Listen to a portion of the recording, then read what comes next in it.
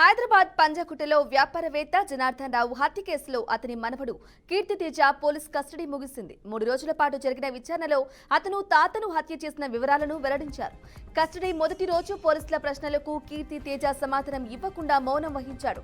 ఎంత కదిలించినా అతను స్పందించలేదు. హత్య జరిగిన స్థలాన్ని తీసుకెళ్లి సీన్ రీకన్స్ట్రక్షన్ చేయడానికి ప్రయత్నించినా పూర్తిగా సహకరించలేదు. అయితే రెండో రోజు విచారణలో కీర్తితేజ నోరు విప్పి హత్య వెనుక ఉన్న అసలు కారణాలను బయటపెట్టాడు.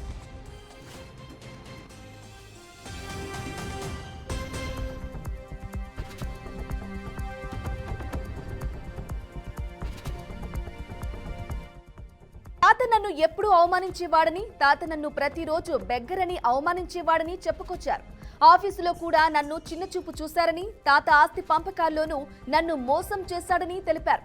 డైరెక్టర్ పదవి కూడా నాకిచ్చే బదులు తన రెండో కుమార్తె కొడుకుకు ఇచ్చాడని, ఈ వివాదాల కారణంగా మేమిద్దరం తరచూ గొడవ పడే వాళ్లమని తెలిపాడు. ఇక చివరికి తాతను హత్య చేయాలని నిర్ణయించుకున్నట్లు అంగీకరించాడు.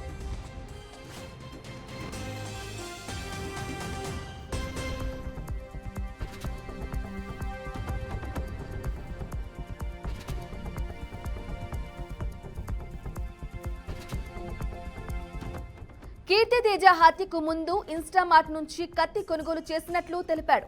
హత్య జరిగిన రోజు తాతతో పెద్ద గొడవ జరిగిందని, తాతను పొడవడానికి కసితీరా కత్తిని వాడినట్లు తెలిపాడు.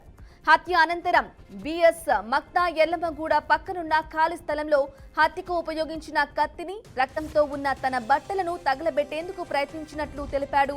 ఇక మంటల్లో సగం కాలిన కత్తిని పోలీసులు స్వాధీనం చేసుకున్నారు. హత్యకు సంబంధించి అన్ని కీలక ఆధారాలు పోలీసులు సేకరించారు. ఇక కీర్తితేజ హత్యను అంగీకరించడం, సాక్ష్యాలు పోలీసుల చేతికి రావడంతో కేసు త్వరలో కోర్టుకు వెళ్లనుంది. ఇక ఇప్పటికే అతనిపై పలు అభియోగాలు నమోదయ్యాయి. ఈ ఘటన పంజాగుట్టలో సంచలనం సృష్టించింది. ఇక ఆస్తి వివాదాల కారణంగా మనవడే తాతను హత్య చేయడం, కుటుంబ విభేదాలు ఏ స్థాయికి వెళ్లొచ్చో చూపిస్తుంది. తీవ్రం పంచిన మనోభావాల వల్ల ఎలా పెను సంక్షోభాలు చోటు చేసుకుంటున్నాయో ఈ ఘటన మరో ఉదాహరణగా నిలిచింది.